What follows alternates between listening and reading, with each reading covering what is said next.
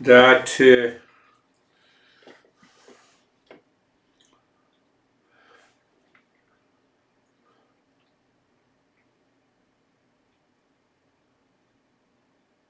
when we are not introduced with the Eastern wisdom, we mess up with all the three seers. That is why listening and learning is important. It cannot be, you study the books and still it doesn't work.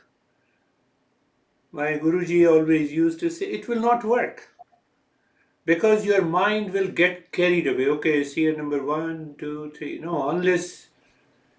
So the teacher presents the way depending on the temperament and the personality of a person. So we can say the Eastern wisdom is nothing but the self-awareness program. One, it is an emotional freedom program. Two, it is a mental transformation program.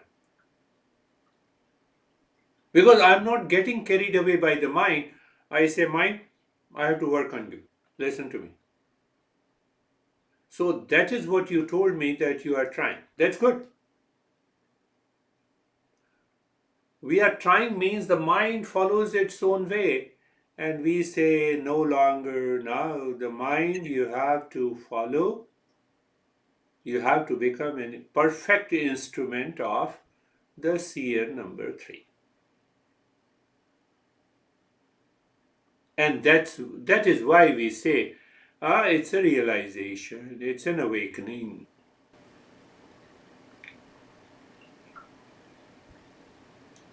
So viveka is, you can say, it's a common sense. It's a reasonable, it's a reasonable intellect.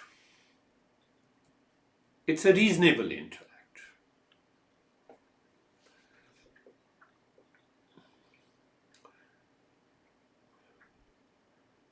So what happens when you are listening and learning from a teacher? I never thought that way. Sanskrit is a language which the same word has a multiple meaning.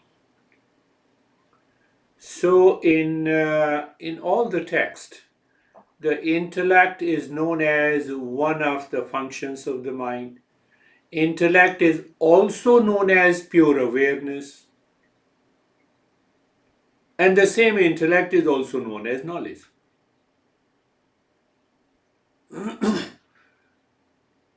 So, because the masters knew it, so they created these verses, these principles, and they have to use the minimum word. They don't want to explain that here the intellect means one of the four functions of the mind, here it is knowledge, and here it is pure awareness. The same intellect is known as Buddha, and that's why we have a name Buddha. Bodh, pure awareness.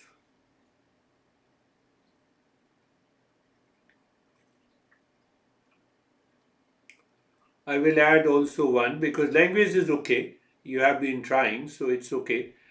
But we have to look into the sentence that am I trying or am I just aware? I'm looking at you. Oh, seer number one. Thank you. That much is okay. Reasonable intellect, reasonable awareness. Oh, I'm looking at, behind it you have a kitchen. Okay, that's good. Oh, I'm seeing you, I'm looking at the kitchen, I'm looking at the colors. Okay, very good, good. Just I'm aware. I'm also aware that my lips are moving and larynx is working to speak out. Seer number one, but behind that there is a knowledge that is coming from the seer number two. Because lips cannot speak by itself, larynx cannot speak by itself, eyes cannot speak by itself, so the seer number two. And there the mess up, we mess up with the two. We mess up with these two seers. I see you. So my sense organs become the seer I am. And that I am is nothing but the sense organs, because the sense organs cannot talk, cannot communicate, cannot recognize, they are purely matter. But still I claim that I see you. For the for the sake of convenience, we have to say, but I'm aware inside, this is not me. That much is required. So this is what the discernment is, this is what the viveka is. Reasonable intellect.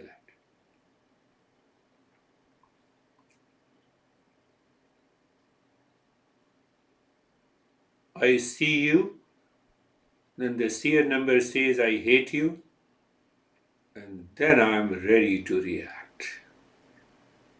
So I have to only recognize this seer number 2 is not me, why you are reacting. That much is required. I don't say that, we have to try hard, we have to control the mind. That is another path. We are now the higher seeker. So we have to simply understand. So now when I recognize the hatred, likes and dislikes, or a sensuality is present in the mind, they are the impressions and they claim this is me. How it is possible? I cannot be any sensation, I cannot be any reaction, I cannot be any anger. Reasonable intellect. Self-awareness program. Emotional freedom program. Now see, apply that. It's an emotional freedom program. Internally, you talk to yourself. Okay. Oh, I hate you. Okay, I hate you. So mind, I'm not you. And then see what happens to the hatred. I'm not you. You have a sensuality. Then see what happens. I'm not you. I'm not you means I'm not sensuality. I'm not reaction. I'm not anger. I'm not hesitation.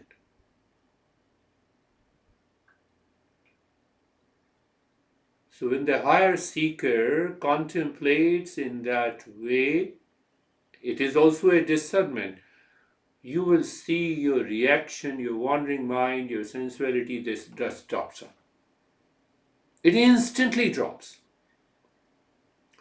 Because who has to be the doer of reaction and sensuality? I is not there. The mind will, that mind with the past impression, that causal body is manifesting into the subtle body, will play something. Your face expression may change bit, but ultimately I is not there, you dropped.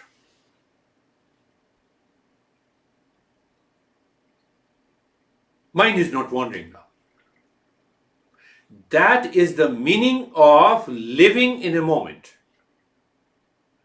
So living in a moment means I'm already seer number 3.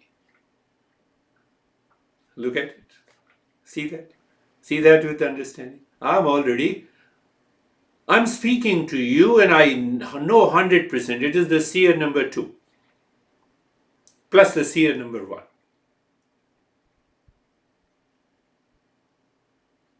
And the seer number 1 and 2 is not me. And the seer number 3 has nothing to do with being a teacher, calling the student. There is no teacher, there is no student. So what happens then? That seer number 3 always lives with the humility, with the knowledge, with the self-awareness.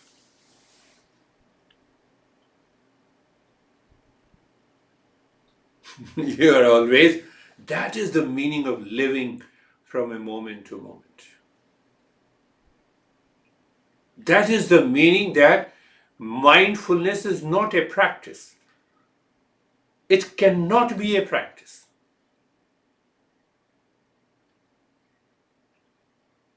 Provided we are a higher level of a seeker, then it is not a practice. Then I'm living in a moment all the time.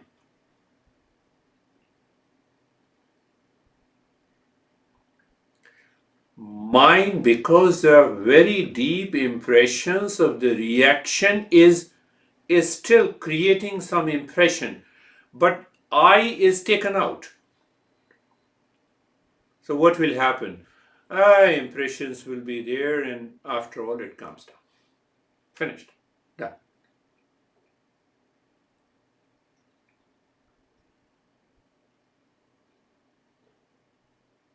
When you give a brake to the car, it's suddenly it still moves for a while.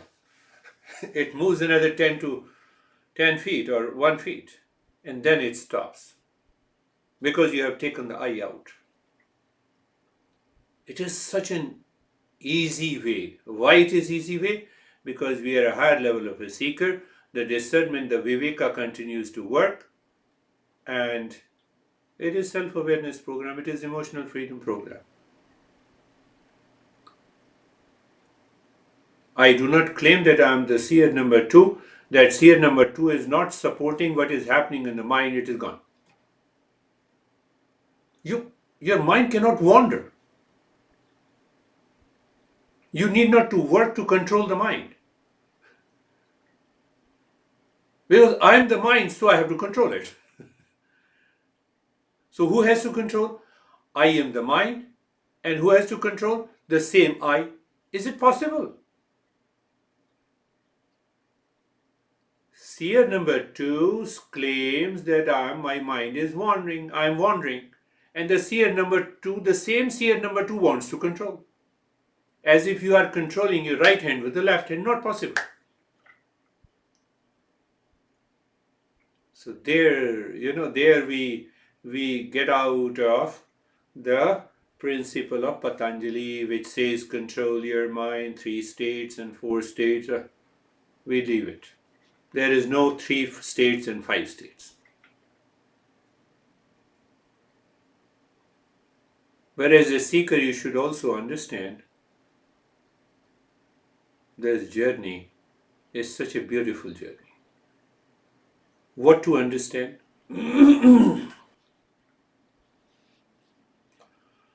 That one master says, here is the mind. And that other master says, oh, you have beautifully explained what is the mind, but now I have an objection when mind takes a decision what to say it. So they expanded the principle.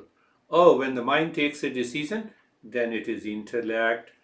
But the mind retrieves the past impression, that is the memory.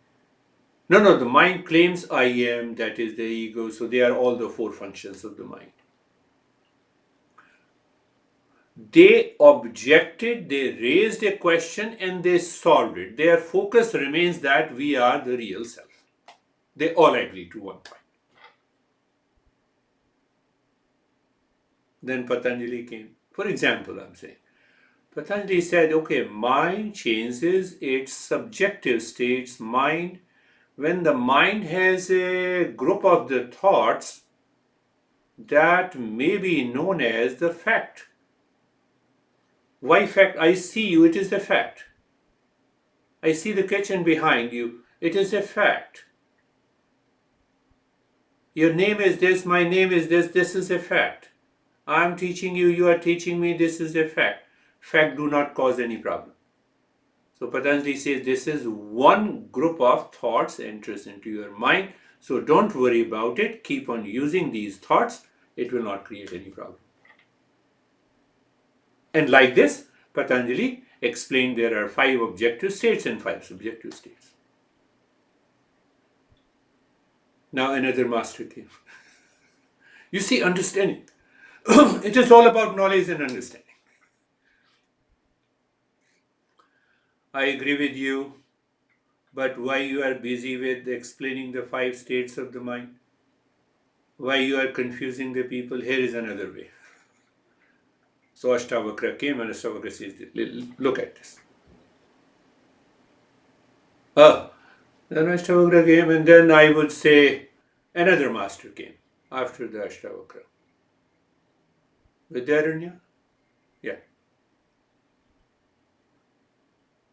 He says, look at this. Here, number 1. Don't waste your time in in thinking about the 5 objective states and 5 subjective states. Don't think too much.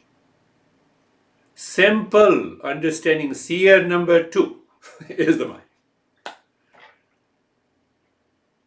So now see how these progress in the knowledge explained by a different master helps. It helps all kind of seekers.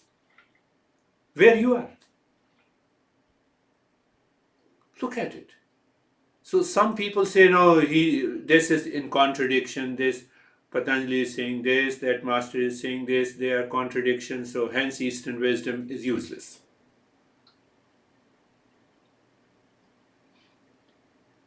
Look at it. I remember one master, Nishchal Das. We will pick up that later.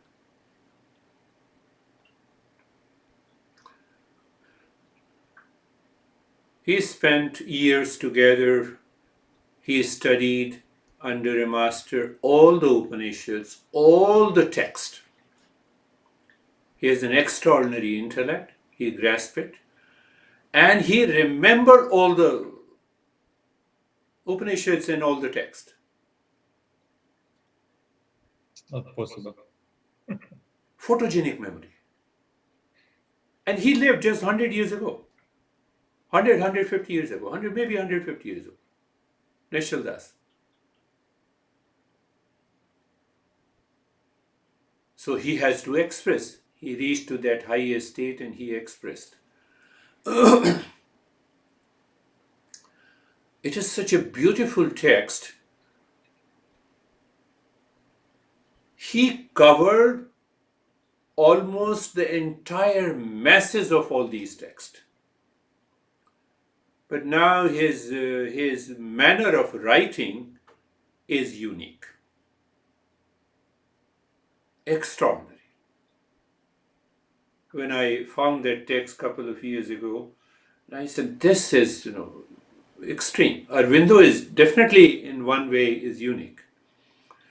What he did is that he says there are 538 topics, or you can say 538 principles that covers every text, all the objections, all the challenges he resolves. He referred all the masters, all the great masters.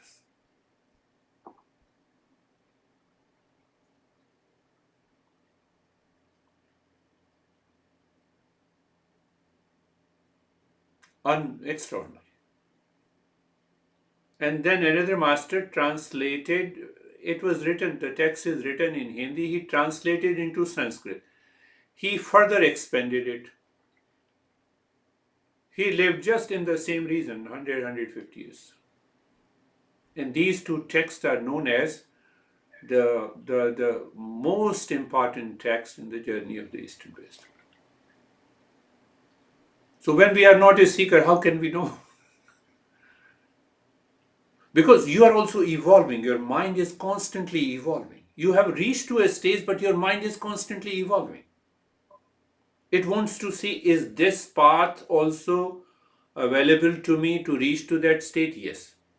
Is this path also? Is this path also? That is what Ramakrishna did. Ramakrishna followed almost all the paths. Coming back to this year,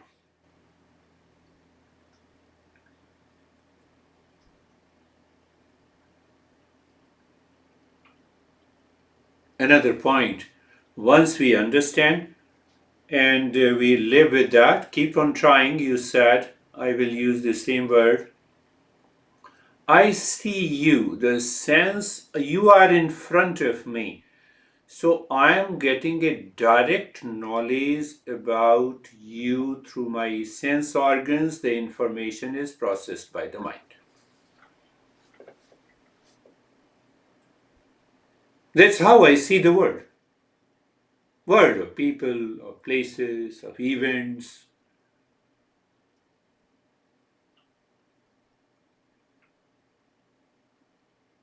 So here is the catch. So when you look at any object in the world, see, for example, through the eyes, you have to examine and do viveka. When I see you means I see your body. And I claim that I'm seeing you. Then go a little deeper. That body is a matter. Oh, my eyes sees the matter. But why my eyes sees the matter? Because eyes is a similar properties with the form and the color.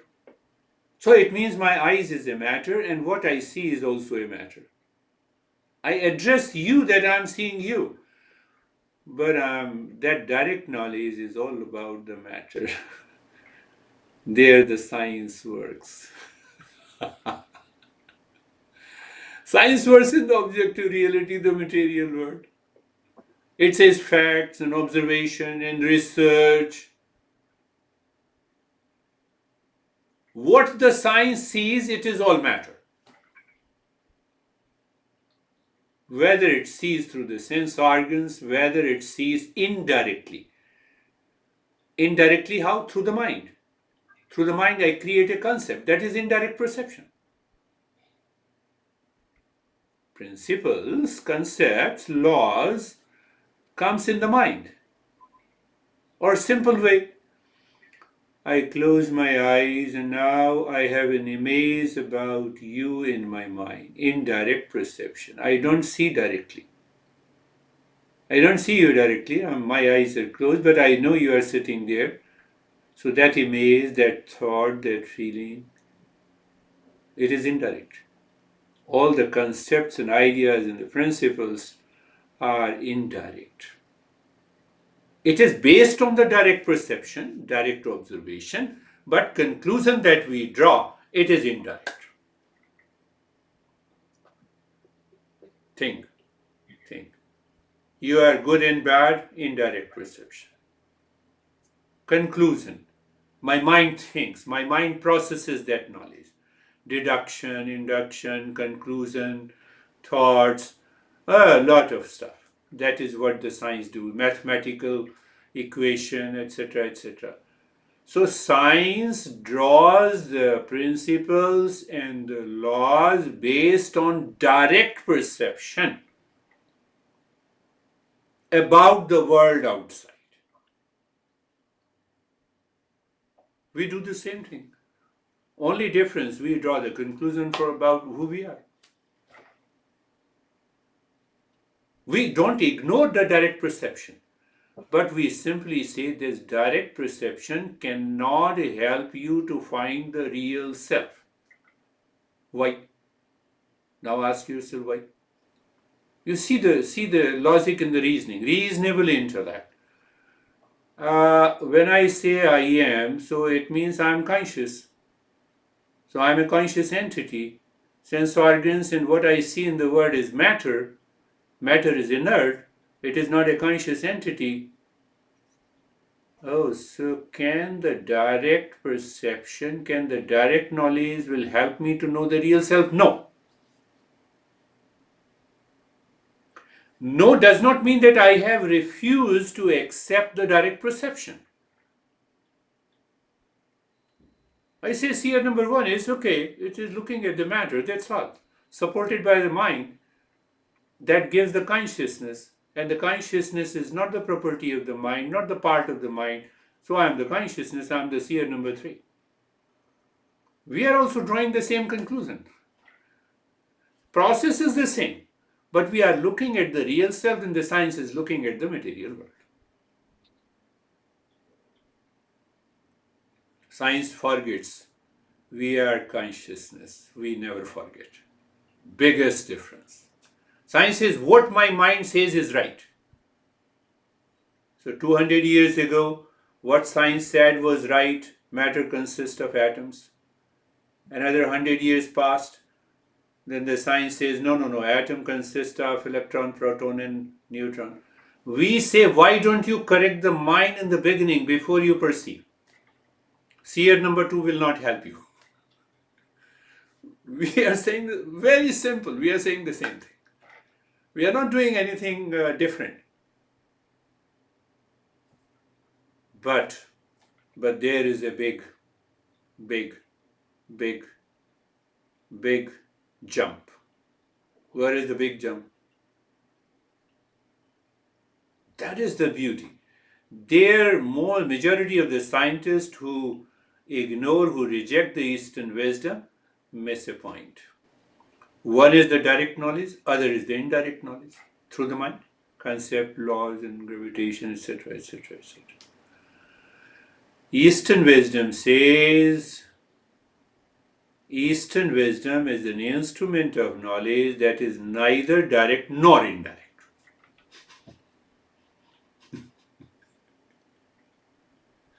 It is neither indirect nor direct. But in direct knowledge, Indirect in it's the mind, seer mind. number 2 is gone.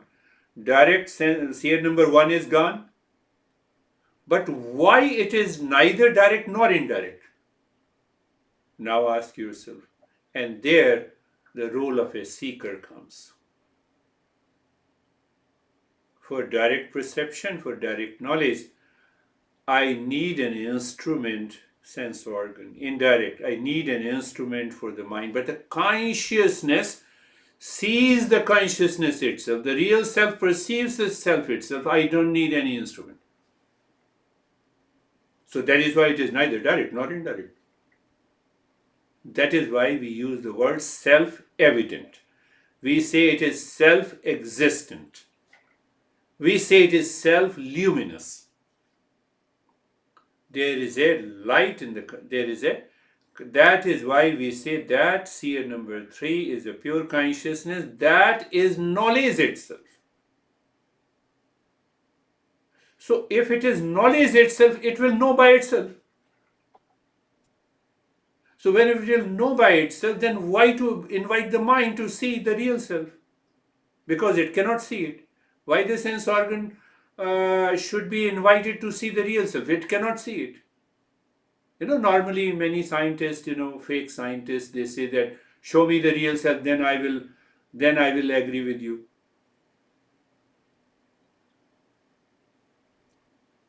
Ah, what a beautiful way. You simply understand when you are a seeker, you live in that seer number 3. That is consciousness. That is self-luminous. Self-luminous means it knows itself by itself. It does not want the mind as an instrument. It does not want the sense organ as an instrument because they cannot see it. So another logic, you see, another master gives another logic.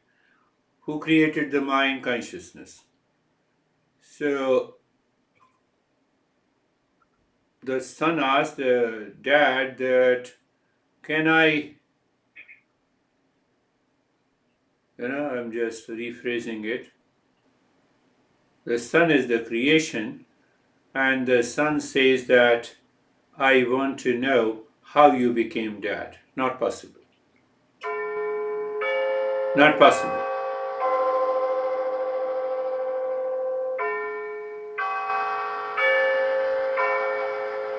So same thing here. The mind cannot know. Sense organ cannot know. They are the children of the consciousness.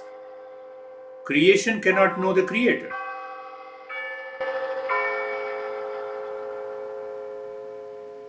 So then what is left? Think what is left. Dad says, don't worry, you are my son.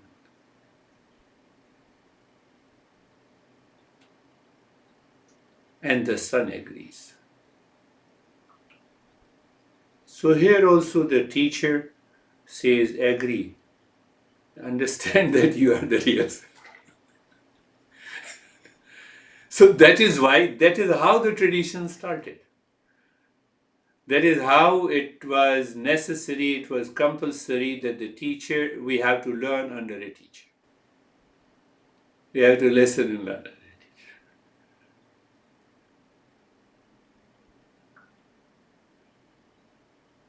For all practical purposes, son declares that yes, you are my parents. I have not seen through my sense organs. I have not seen through my seer number two. I have not allowed seer number one and two to know. They cannot know.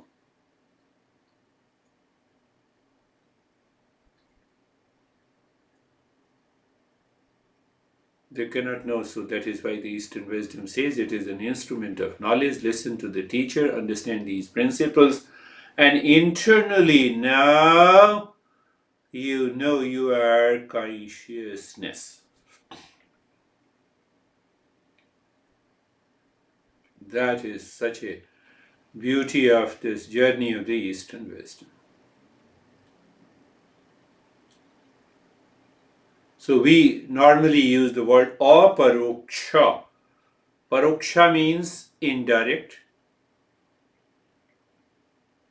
through the mind. So we use another word aparoksha, not indirect.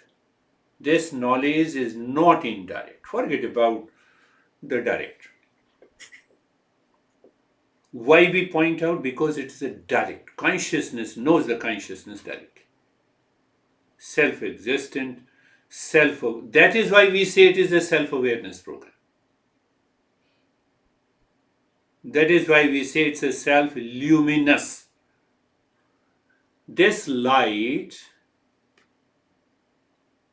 in the presence of this light, I recognized all the objects in the room. But at the same time, I also recognize from where the light is coming. I don't need a candle to see from where the light is coming. I don't need any outer instrument. That is the nature of the self. The self does not depend on the mind, on the sense organ, on the body, on anything. It is pure consciousness. That is the seer number 3.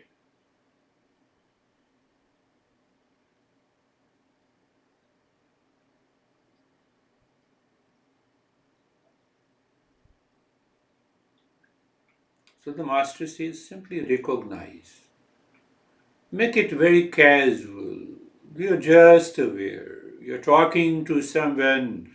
Internally, you can think of it. You can say, okay, seer number is looking. Seer number 2 is thinking. But seer number 1 and 2 are not me. Be very clear. And suddenly the seer number 2 causes some strong likes and dislikes and reaction. You keep on repeating, I'm none of the seer number 2. You say it in your mind and see what happens to your reaction. As long as the false I is not connected to any reaction, any impression in the mind, you are no longer a doer and enjoyer.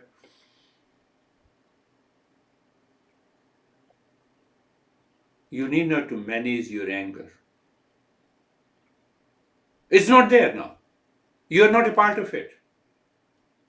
You need not to manage your reaction. Normally people say, I control myself. Control yourself. It will backfire you again. That is why modern science has started saying that you cannot be free from the anger, hence you can manage your anger. You can manage your stress. But it is all seer number 2.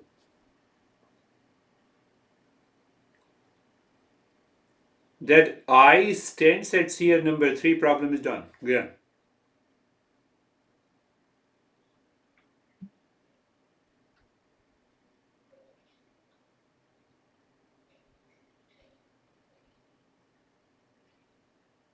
I am angry, I am there. I am not angry, I am there. But that I am is seer number 3.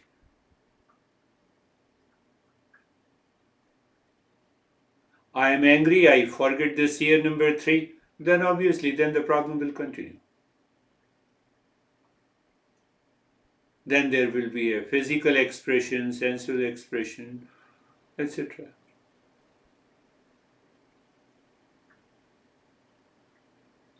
You see, I'm talking of many subtle principles. This is what this Nishchal Das did.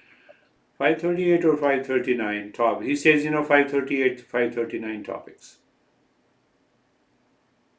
So you see that now I am aware and I think I am angry.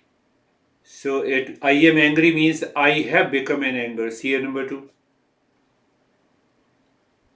But I don't think, I don't contemplate and reflect. I am is separate from the anger. Principle number 2, topic number 2. So he dealt with, that is how the Nishchal Das worked. And I said, this guy is the craziest, the way he explains.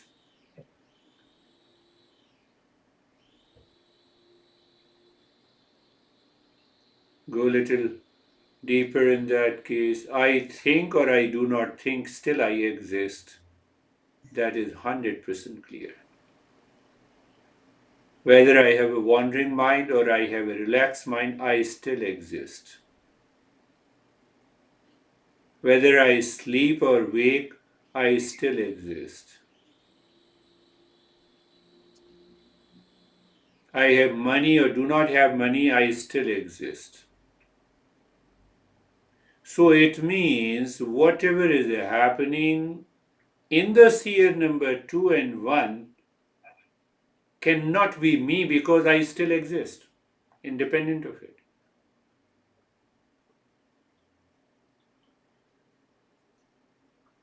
It is aparuksha jnanam, not indirect, neither direct, but it is beyond.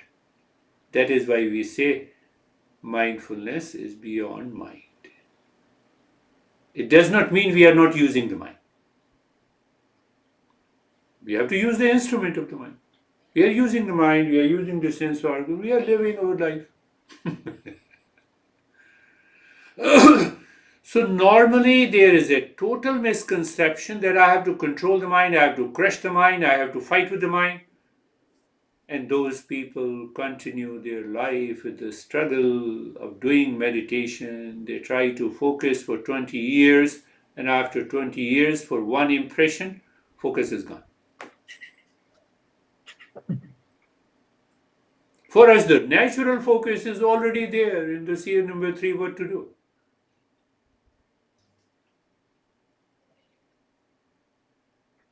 When I realize that I am is not the sphere number 2, problem is gone.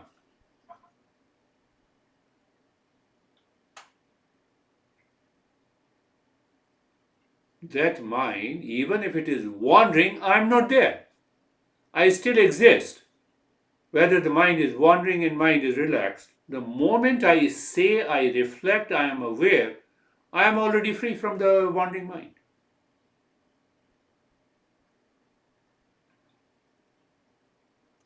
That's a deeper understanding.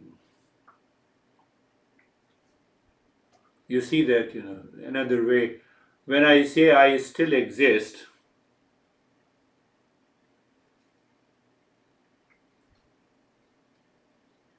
independent of the sense organ, independent of the mind.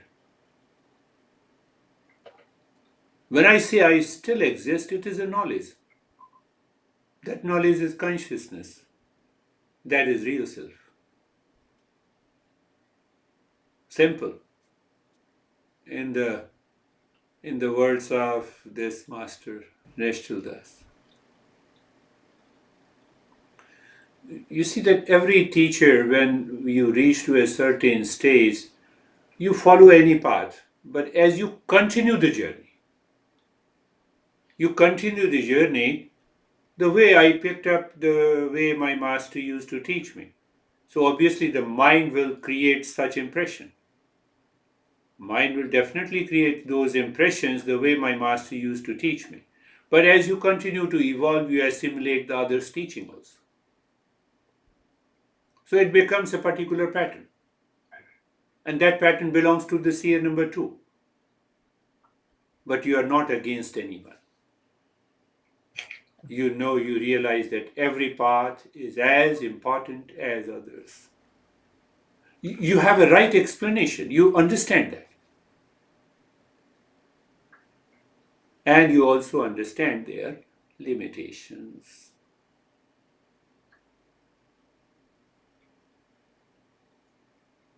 You see,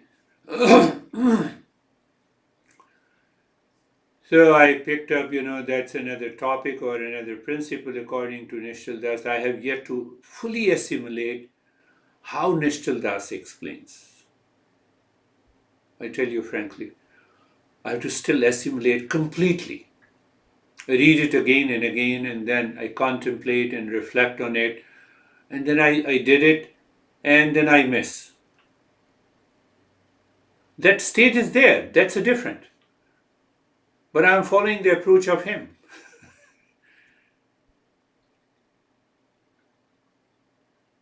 So if I use his technique, he says, are you a seer and a knower or a seen? No, I'm a seer. So now there are two principles, seer and the seen. So the seer number one, third principle. So in the seer number one, the sense organs are the seer and the material world outside is the seen. Third principle. Fourth principle, seer number two. So he explains like a topic.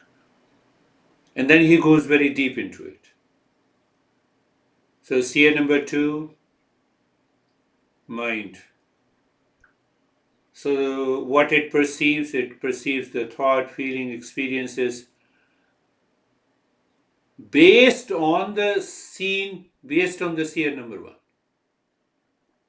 Any impression of the thought, feeling, sensation comes from the direct observation, direct perception. We are not deleting it. We are not ignoring. We are not saying that, when I see you, only one thing that I see you as a body.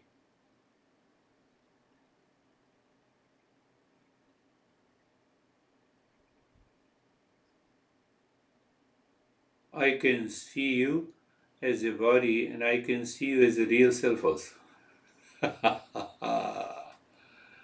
I can see you as a real self also.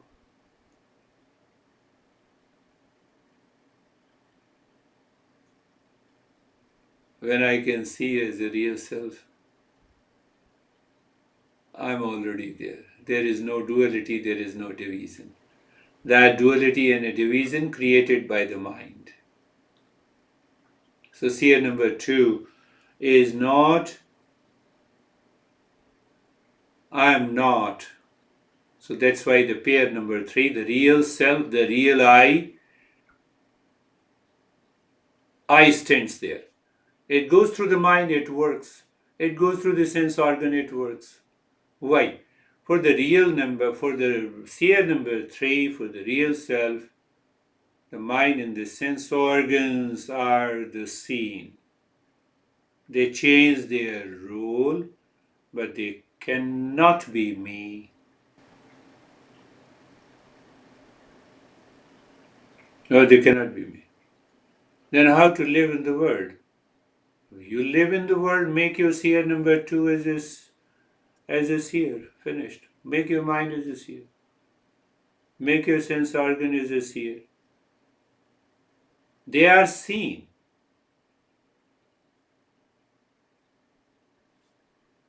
And work. Then what happens?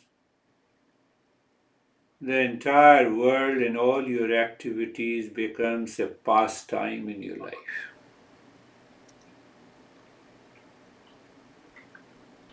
Pastime. You are passing your time. Every day, every moment. It doesn't mean you are doing business, pastime. Passing your time. You are living with your honey, passing your time. You're doing all the creative job, passing your time. Well, seer number two. Seer number two. Oh, let it become a play, let it become a doer and the experiencer. How long? For any activity, how long? Any activity, how long? From sex to drinking coffee to working in the office, how long? So you're passing your time when you go to the office, you're relaxed. You're talking to your honey, you're relaxed. You're going to a mall to buy clothes, you're relaxed.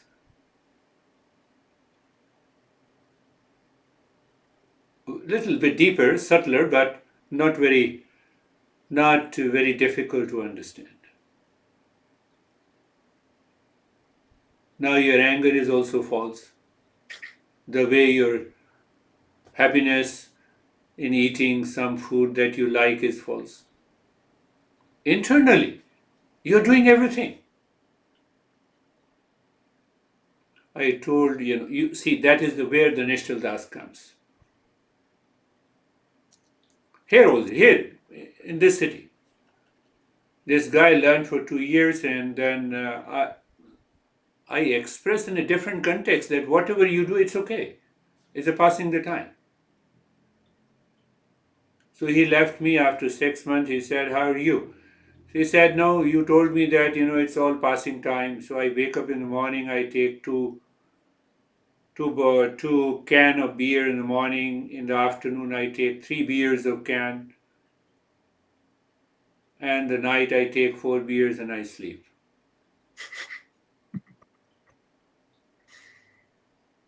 Crazy guy, I told you, don't be the seer number two also. Why don't you think about it? Did you contemplate? Who told you to take the beer? Is the seer number three or seer number two? Oh, that I never thought. So do whatever you want to do. 2 beers in the morning, 3 beers, and 4 beers in the night. He has a lot of money. When you have a lot of money, then you feel that I need not to work for many generations. So what I have to do? So let me go to meditation. And then I misunderstand it. Okay. A couple of cars and 5 or 6 houses. So should I think? I said, no, I'm not a part of you. My message was different and you took it differently. So now see the concept. You will be able to assimilate it. This is mithya. False. Maya. Seer number 1 and 2 belongs to Maya. You should never be caught in the delusion if the sense seer number 1 says always do this because it's a passing time. No, it will not work. Seer number 2 says do whatever you want. No, it will not work.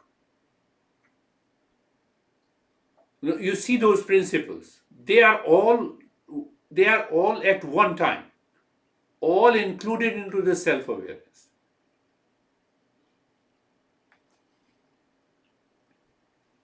So he says, I will return after 1 month and talk to you. I said, okay, that's very good. So I see body is false, sense organs perceive, gives me the false notion. But behind that, there is a right notion.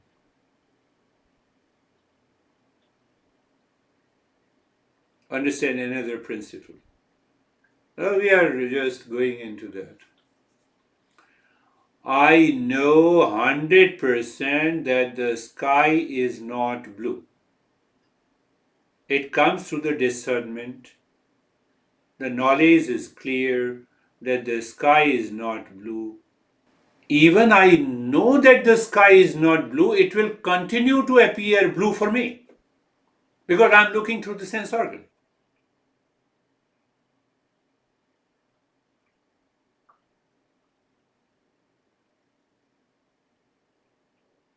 Even I know in a mirage water is not there, but I will continue to see the water.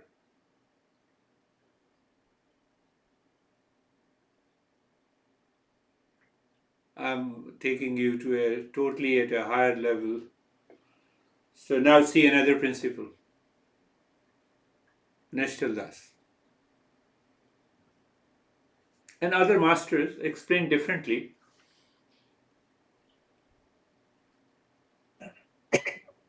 You can find the real self where the seer number 2 and the seer number 2 perceives the false.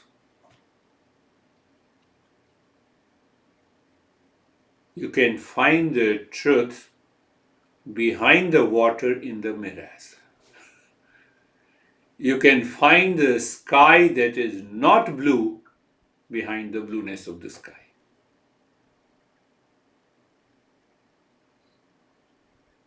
Now come to another principle. That is why the entire world is a delusion. Created by the mind. Mind and the world are the same. I'm deviating a little bit so that I will explain it in a different way later. So you see this, you look at these principles. All the principles merge together only in this self-awareness. So our expression, our knowledge, our language explains here is the real self, here is the mithya. They cannot be separated. They will continue to exist. They will continue to coexist. Either you are in a delusion or you are with the real self. That is our choice. We are given a free will. We are given an awareness.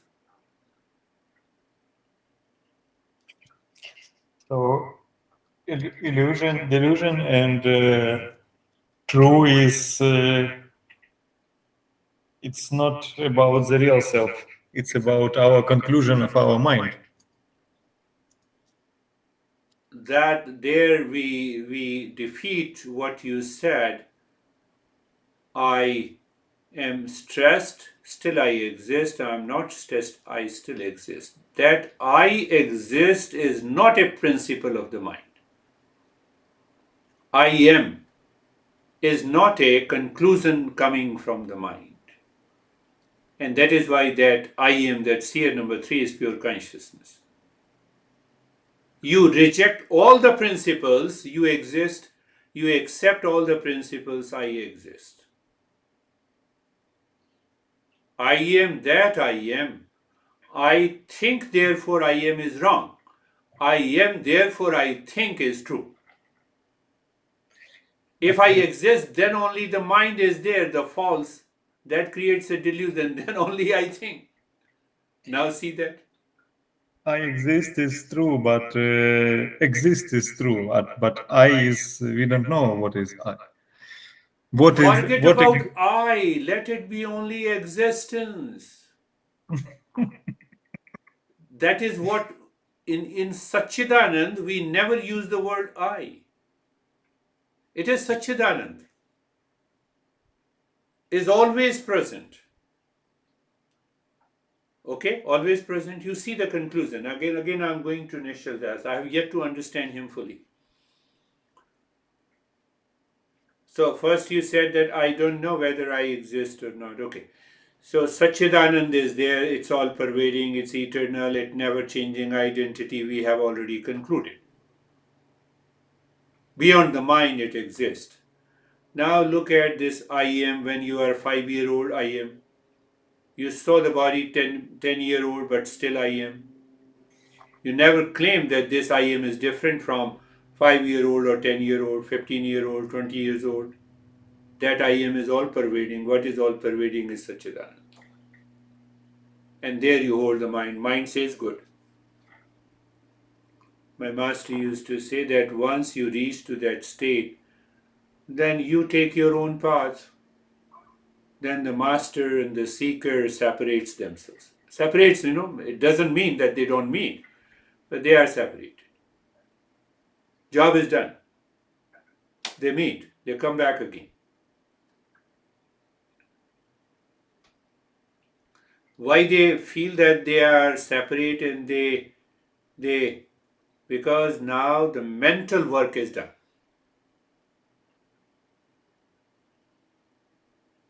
that existence is I am. Don't you see that when you say that I see you, you are seeing through the sense organ and you conclude easily that my eyes are not me. Simple conclusion. It means I is somewhere. So now I go to the mind, but I know mind is also an instrument. So question of claiming my mind as an I does not fit there. But I is still somewhere. That I is the seer number three. It is the Sachidan. It is the real self. It has nothing to, no conclusion by the mind. Because mind stops there. Mind has no role to play. The mind cannot create a concept. Why? It is beyond mind. There is something witnessing the mind also. When I say I am stressed, who is seeing this? This is the witness consciousness.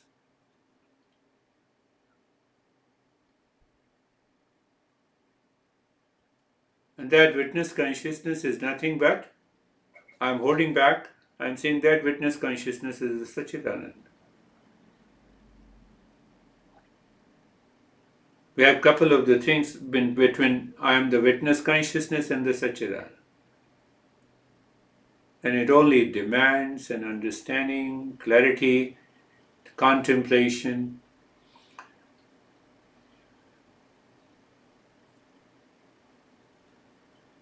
In Upanishad, one Upanishad, that master says there are two birds sitting on a tree.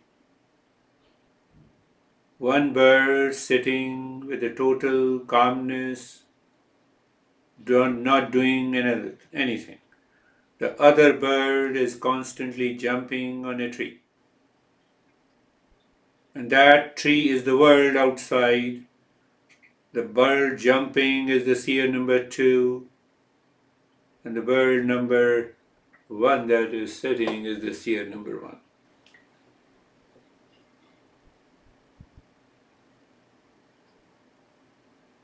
Metaphor. Seer number three. Yeah, seer number three. Seer number three and two. And from the word it comes the seer number one. So that master omitted the seer number one. It says just directly put it. So when I claim that I'm the bird number two or the seer number two is constantly jumping, then my mind will constantly think, what should I do? How should I do? Where should I do? How to relax? How to control the wandering mind? So the bird that is jumping is first recognizing that I am wandering, I am jumping, and how to stop jumping. I am still jumping from one branch of the tree to the other, and he said, no, if I jump there, then I will stop jumping. That is the nature of the mind. You see that is delusion. That is the illusion. My goodness, and that creates. Last point is also very important. You will get some understanding easily. That is why Zen meditation says just sitting. Sitting like the seer number three bird. So those people who go to Zen meditation doesn't mean that their mind has stopped. Body has stopped functioning. So it is a part of the world. It is constantly working. It is constantly changing. So Zen meditation, just sitting is the seer number three. Huh? You have heard Zen means just sitting. But it does not make any sense unless we understand the entire principles. Knowledge, mind, intellect, it has to understand by the concept. You understand it, leave all the concept. Sphere number 3 always exists. It is existence. It is Satchidanand.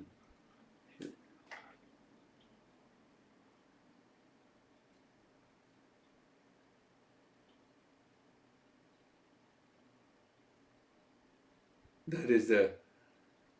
So you have been I still use the same word. You have been trying. It's okay.